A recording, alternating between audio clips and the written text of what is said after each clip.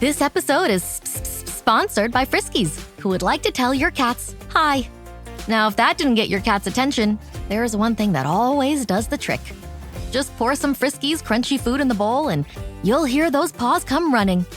Works every time. With so many Friskies choices, you can always bring your cats running from their secret napping spots. There's always more to explore. See for yourself at friskies.com or visit your local store. How do you top your love for your cat? With a cascade of decadent savory gravy over a mouth-watering mousse pâté. Fancy Feast gems. 2 gourmet pâtés in one convenient pack.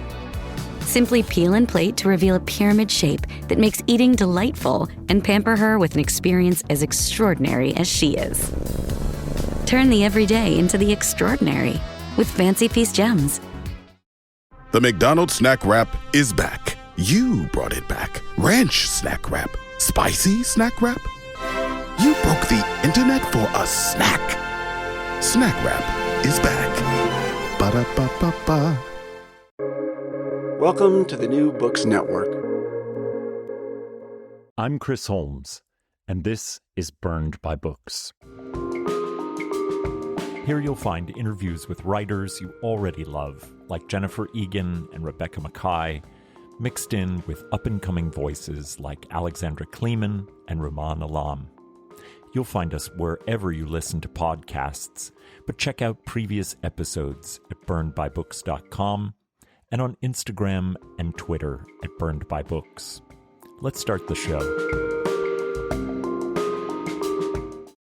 Short novels are tricky creatures. They don't abide by the rules of short fiction, tending to carry characters through more complex evolutions. And yet they work most in a concentrated form of the novel to bring the reader fully into their world. Jessica Anthony has written a superb short novel called The Most. It is as ambitious as the longest of the form while maintaining a heart-racing pace of domestic drama at its finest.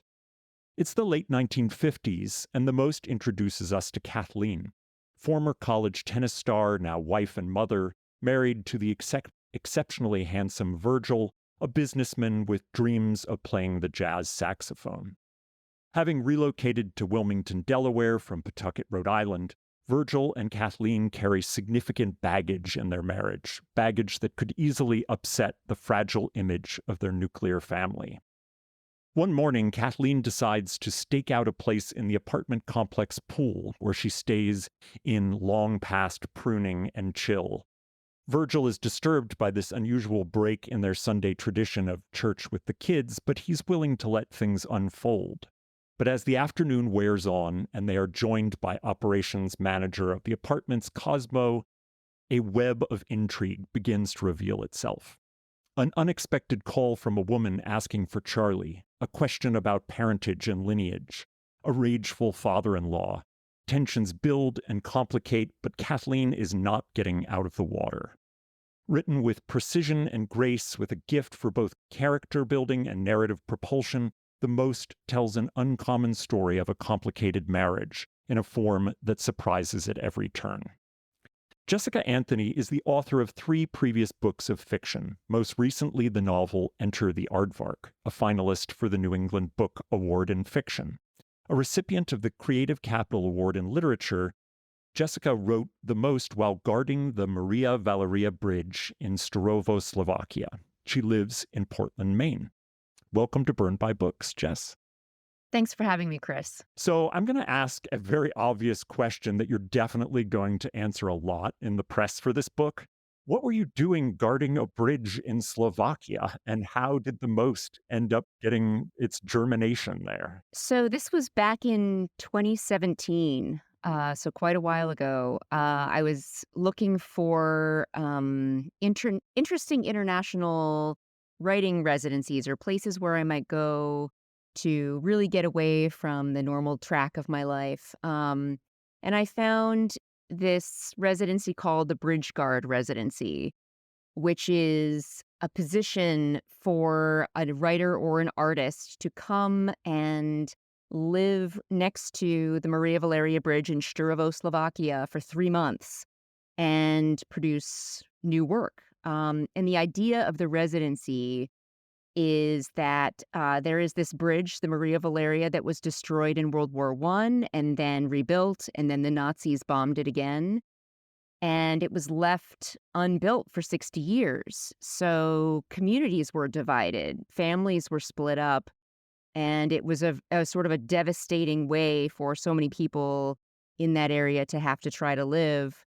So when they finally rebuilt this bridge in the fall of 2001, they installed the artist in residence there to guard the bridge against further fascism or destruction through the act of art making. Oh my God. So as we are talking today, there is an illustrator over there. I'm following him on Instagram, and he's painting scenes of the bridge and guarding the bridge by making art. So the word most means bridge in Czech and Slovak. And I was thinking obviously quite a bit about what bridging means and all of its connotative power. But I'm always sort of resistant to the easy metaphor. And so it was very hot that summer, and, writing was a little bit of a struggle.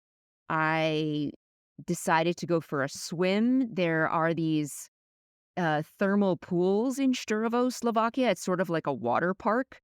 And it was a Sunday morning, and so I left my desk. I just abandoned the work and I went swimming, and nobody was there. I had an entire pool to myself, and I sat there feeling wonderful, for the first time in about a week. And I started thinking about a 50s housewife, and I got out of the pool and I went home and I wrote the opening line, Kathleen Beckett awoke feeling poorly. And the book just began from there. I had thought, I was thinking also about a funny article I'd read back in 2010 about a guy, I don't remember where he was located, maybe somewhere in Iowa, because I was living in Iowa back in 2010, who was naked in this community swimming pool and he wouldn't get out. And so that article lingered with me. And so it was a sort of an amalgamation of a lot of different things that kind of came together. And in that moment, I was ready, to write Kathleen's story. It reminded me of the first apartment I lived in Cambridge, Massachusetts after college.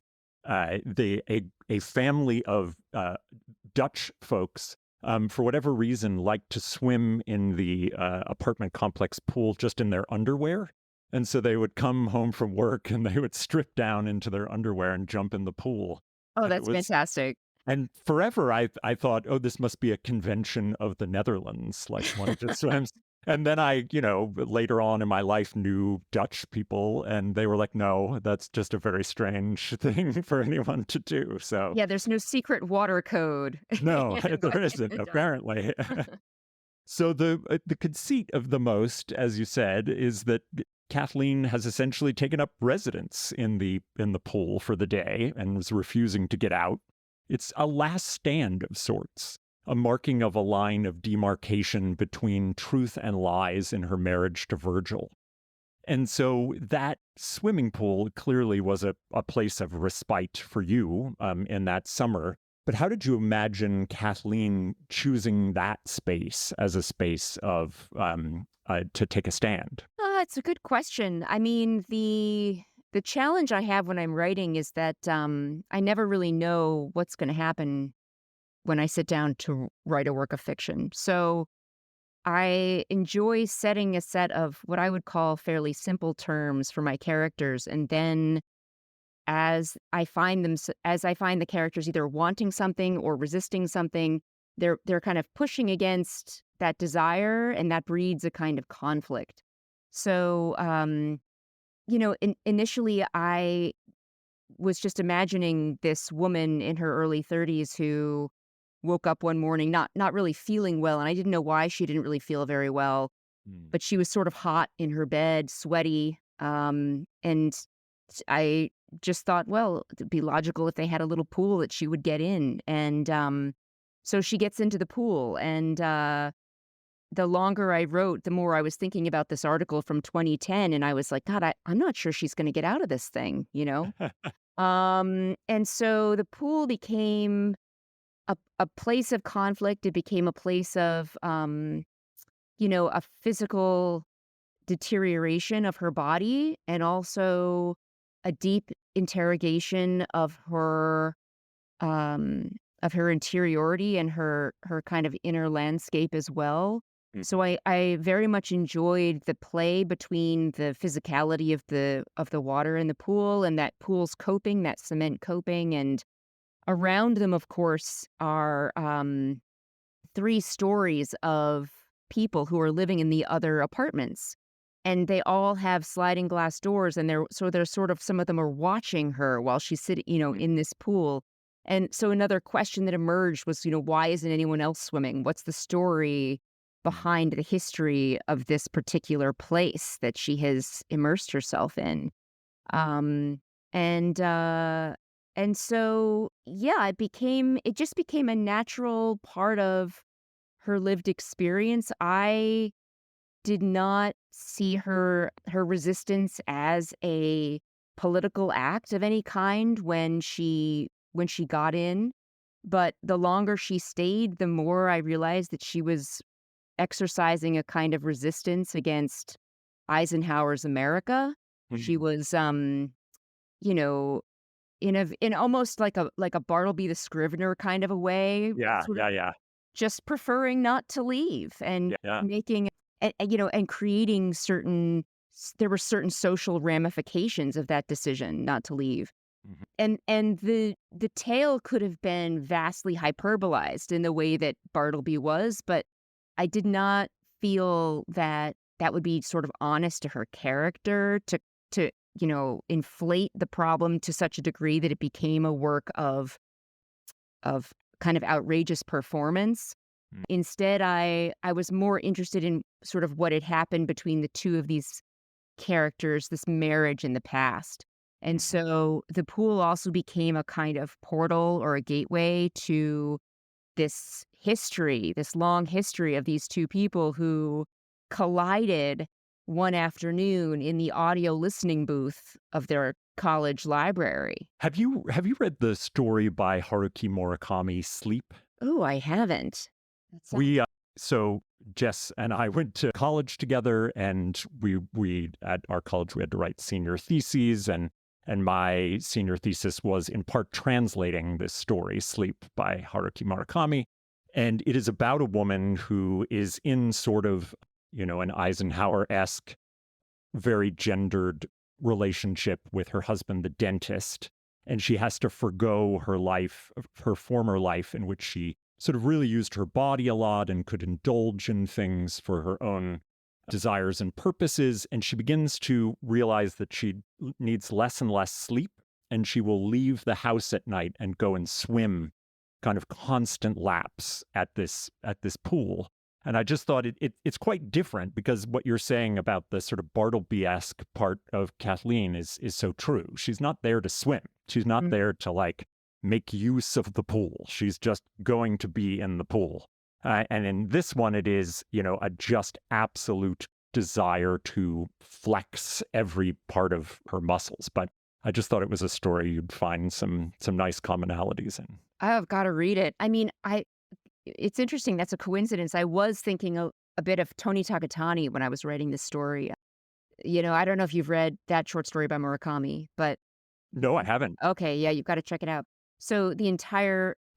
It follows Tony Takatani, who he's like an architect, and he is very mathematical and precise in his life, but he has a father who was a jazz musician. And the entire first half of the story is this exposition on Shozaburo, Tony Takatani's father, on his life. And so then the fiction finally finds its way to telling Tony's story. And so structurally, that was a super useful model for me for this fiction. That's so funny. That's really funny. Finding a new job is stressful. But with Indeed, it doesn't have to be. Just fill out your Indeed profile with your skills, experience, and desired salary. The more you fill out, the better your matches will be. And hearing from hiring managers will be 2 times more likely. Relax. That's your Indeed profile sending opportunities your way. Indeed, the world can work better. What does every USAA member have in common? Family. We're one big family who supports the military community and their eligible families. And if you, your parent, or spouse served, you could join our family and save big on auto insurance. Visit USAA.com/join today to check your eligibility. Membership eligibility and product restrictions apply and are subject to change. USAA means United Services Automobile Association and its affiliates, San Antonio, Texas.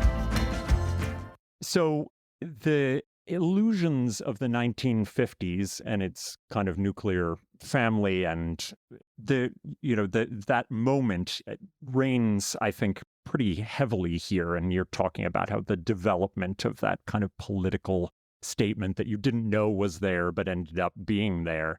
Were there other things about the 50s that sort of drew you in as a particular place to kind of like tell this story? Well, I think unlike most sane humans, I tend to run towards cliche. I think cliche is an overlooked opportunity in story because if you can poke it and pierce it, sometimes there is something living on the other side of it that is totally awake and disposable for you. Like it's available to you. You can use it. And so the notion of writing a 50s housewife started to interest me first of all in the run up to the Trump, election, which you were already seeing the misogyny around the way that he was running against Clinton and all of his discourse around women. I mean, it just felt so outdated. Like you could hear this man using language that was it sort of belonged to this older era, Yeah, And so, absolutely. and now we're hearing it again, like with Vance too. I mean, it's all just the same kind of parroting of nonsense. And so I thought it might be just really fun to write my way into the cliche of a 50s housewife. What did I know about her? What assumptions did I make about her experience? And how could I pierce it? What might be lurking on the other side? I teach a class called Women Writers of the 1950s. And another Fascinating. another way that I like to write any kind of a historical fiction, although I wouldn't call myself a writer of historical fiction, though I tend to do it a lot. I don't know, there's something, I think a writer of historical fiction who is also kind of asking questions about the positionality of that history. And so, I think historical fiction is interesting when it's critical, right? When there's a kind of contemporaneous view. Yeah. So I'm not in the business of doing any kind of, persuasive work. I'm not trying to persuade the reader that what they're reading is the actual historical period, but rather acknowledging the simulacrum of the thing. And so, yeah, reading the writers of the time period that you are attempting to write about is just profoundly helpful. And all of those writers are, of course, piercing cliche, and they're doing it in incredibly funny and interesting ways. And so, if you read, say, The Price of Salt by Patricia Highsmith, you're going to get a view of 50s domesticity that is completely outside of the mythology of what life was really like for women in the 50s. And so, yeah, I'd like to find Kathleen and to really think about her. I felt in a way that was artful and honest. It meant drawing from that sense of contemporaneousness, that sense of doubt, almost like postmodern doubt, and finding something about her character that would be as familiar to me now and recognizable to me now as, American woman in 2024, kind of connecting with this woman in the 50s who was a former tennis champion and now has found herself in a place of, well, she's constricted, isn't she? She, if she leaves this marriage, she doesn't have a heck of a lot of opportunity, but maybe she also does, So yeah, so thinking about the ways in which her oppression and her limitations in the 50s could be sort of relatable to me now in 2024 was something that I was interested in looking at. Kathleen's youthful ambition was to be a great tennis player, which she largely achieved. That storyline was essentially cut short by her marriage and 2 children, but the memories of using her body and testing what she calls and others call her endurance are nearly as present as the present itself. Why was Kathleen's connection to sport and to her body as an active agent important to the story you were building? Well, I think any fiction that involves a character who is experiencing a kind of physical duress is going to have some kind of a physical past become a part of that experience. I'm trying to think of a good parallel here, and it's not one is not rolling off the tongue, but yeah, I suppose, the nature of her existence as a woman who has given birth twice, a woman who has, evidenced sort of strength of character through physical activity.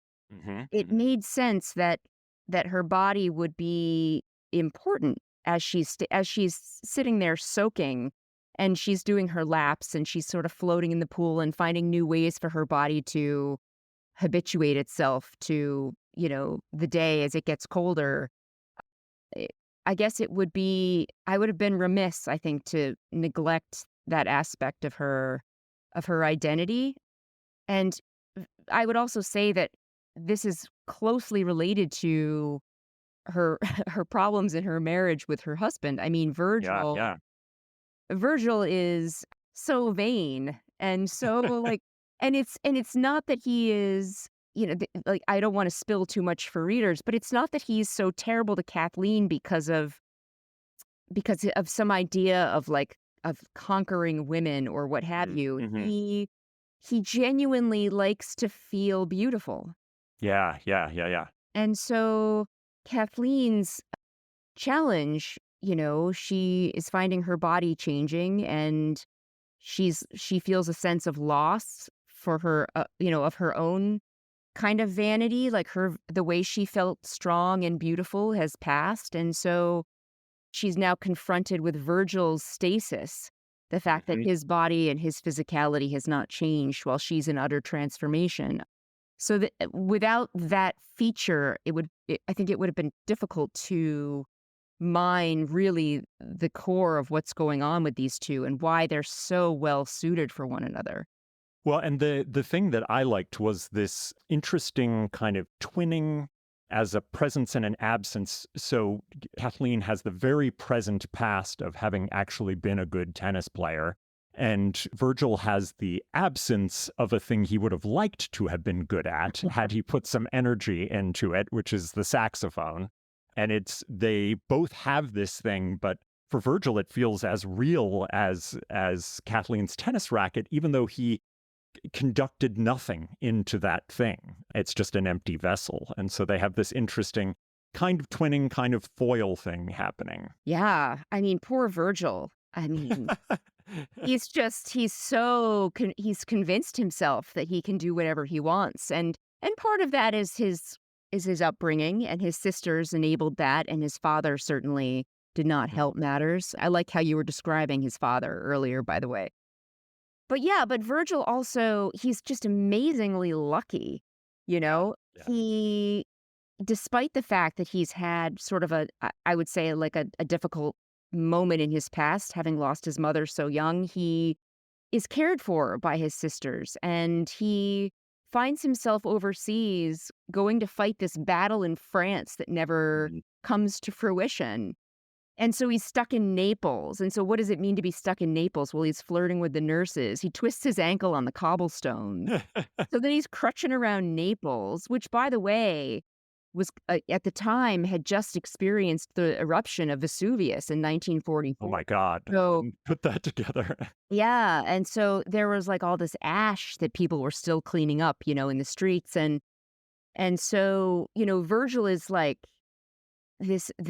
he's sort of blind to these great tragedies around him because they don't directly affect him. He doesn't have to pay any price for being a part of that environment. Yeah. And so right from Naples, he heads back to the US and he goes to the University of Delaware because it's close to New York. It's not the New York that he wants to be, where he wants to be playing that saxophone. But yeah, so he's just crutching around campus because he gets attention that way, and that's how he meets Kathleen. So he's completely haphazard and he Yeah. just kind of stumbles his way through life. And And he doesn't have to pay for anything until this mysterious woman's call. And then he just doesn't know what to do with, what that call is going to mean. that's right. That's right. So, Um, yeah, sorry. Go. No. Finish your thought. Oh, I was just gonna say, it's this moment. The entire novel is a moment, and it's a moment that I think we can all feel we understand or we recognize if we've been in a long relationship. And that doesn't have to be a romantic relationship. This could be just a friendship or a relationship you have with a parent or a child or anyone. A moment when, there have been things that have not been said. And then there's a day when, the truth must out. And so what does that day look like? How does that moment come to fruition? How does it happen? And so, this novel is pushing Kathleen and Virgil towards that declaration, whether or not, it actually happens to the degree that we hope it will, that there will actually be some kind of a purge from the both of them. In a way, I'm not interested in knowing the answer to that question, but I liked the idea of a fiction that explored that sort of trajectory of that day that pushes you towards the potential for honesty, for Yeah. This episode is brought to you by Nespresso Virtual Coffee Machines. Ready to enjoy the bold flavors of barista-quality Nespresso iced coffee at home? Simply fill a glass with ice and press the brew button on your virtual pop machine to enjoy rich double espressos roasted to stand up even when chilled. Refreshingly bold iced coffee. Refreshingly easy to make at home. Visit Nespresso.com to shop now. My cat Freddie loves to be brushed and cuddled. But stirring up his cat allergens meant sneezing and itchy eyes. Then I found Purina One Live Clear. It's cat food that reduced the major allergen and my suffering in as little as 21 days. Now, we feel closer than ever. If you have issues with cat allergens, you really need to try Purina One Live Clear. Try new Purina One Live Clear today. Purina One, a difference from day one. Yeah. I love that aspect of the novel, and that it's held off. We don't know for sure.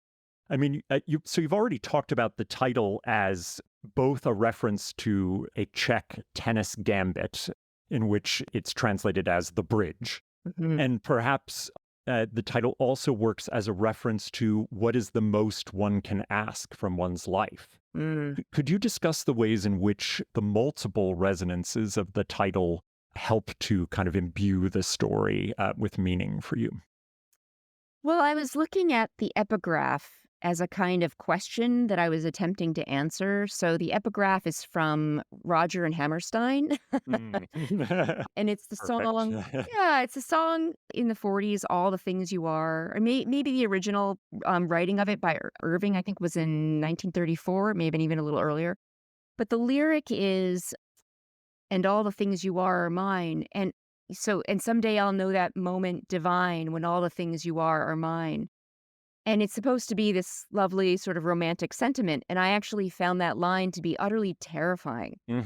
Because So possessive. it's so possessive. And there's just always, I'm always nervous about, using words like all and finding myself, questioning sort of black and white certainties about things. And so that line just made me think about possession in a relationship, privacy, that intersection between privacy and coupledom, and independence in a relationship. And so the most is, it's not knowing all the things you are, but most of the things you are. We can't ever fully know ourselves, so how can we ever fully possibly know someone else? But you can know most of it. And so that was at least a way that I, applied a certain kind of pressure to what Virgil and Kathleen know about each other. And places where they're also just a little bit wrong. The novel really plays with time. We are introduced to Kathleen through Virgil in the opening chapter, and then in chapter 2, we drop back in time and we restart the day with Kathleen. And so in that way, the reader is getting a piece of Virgil and then a piece of Kathleen, and they're experiencing time, the same time, but in a very different way. When they drop into memory and they remember the same things, Virgil and Kathleen remember them sometimes exactly the same way, but oftentimes there's a subtle change in the way that they recollect. And so we can't recall all of our past, but we can recall most of it. We can't, if we're thinking about a shared history of, with a partner in a marriage, we can't experience it all the same way, but maybe we can experience most of it the same way, and that's enough, And so that notion became, I think, a sort of an undercurrent to a great deal of narrative choices in the writing of the novel. And this was not something that I was consciously sitting there thinking like, oh, and here's another moment where I can recontextualize what the most means. But it's just sort of a feeling that you have that you're resisting that declaration of all that shaped a narrative. Yeah. Oh, I love that. Before I let you go, I was wondering if you had any book recommendations for my listeners, because I'm sure they would love to hear them. So I'm going to give you guys some great women writers of the 1950s. Hey, all right. Okay, so we mentioned The Price of Salt. And also, I strongly recommend reading the short stories of Shirley Jackson. Almost everyone has read The Lottery, but maybe you haven't read The Renegade or The Tooth, which is I haven't. Oh, The Tooth is just brilliant. I would also recommend the Member of the Wedding by Carson McCullers. I love that. Haven't read that one in a while. There's also a great play by African-American playwright Alice Childress called Trouble in Mind, which stars an amazing female protagonist in Wyletta, who is resisting the requirement that she perform Black tropes in a play that centers Black characters, but it was written by a white author. And so she's in battle with her white director who wants her to play another kind of hapless performance of a very recognizable character. By the way, that play would have been the first produced put on by an African-American writer on Broadway. However, the white directors at the time told Alice Childress they wanted her to change her ending to make it more palatable to white audiences, and she refused to do so. And so the first play was Raisin in the Sun. Wow. But let's see, I also would recommend, if I can, maybe a sort of an odd reading recommendation, which is a little treatise on art making by the founder of Surrealism, Andre Breton. It's called Mad Love.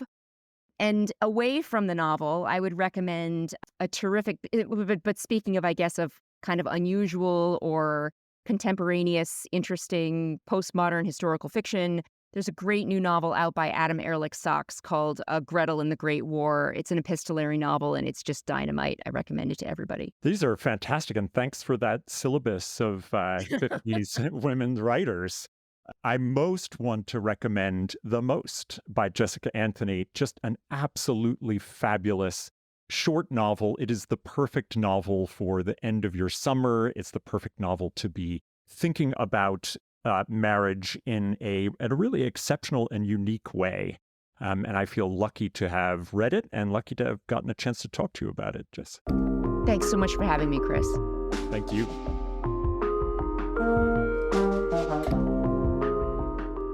Well, that's all from me for now.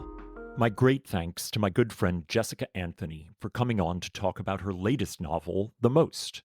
You can find links to purchase The Most and all of Jess's recommended novels by 1950s women at the website burnedbybooks.com. There you'll find all of our previous episodes, links to buy a podcast t-shirt, and ways to get in contact. As you listen, take a moment to rate the show on iTunes, Spotify, or wherever you find your podcasts. Until next time, this has been Burned by Books.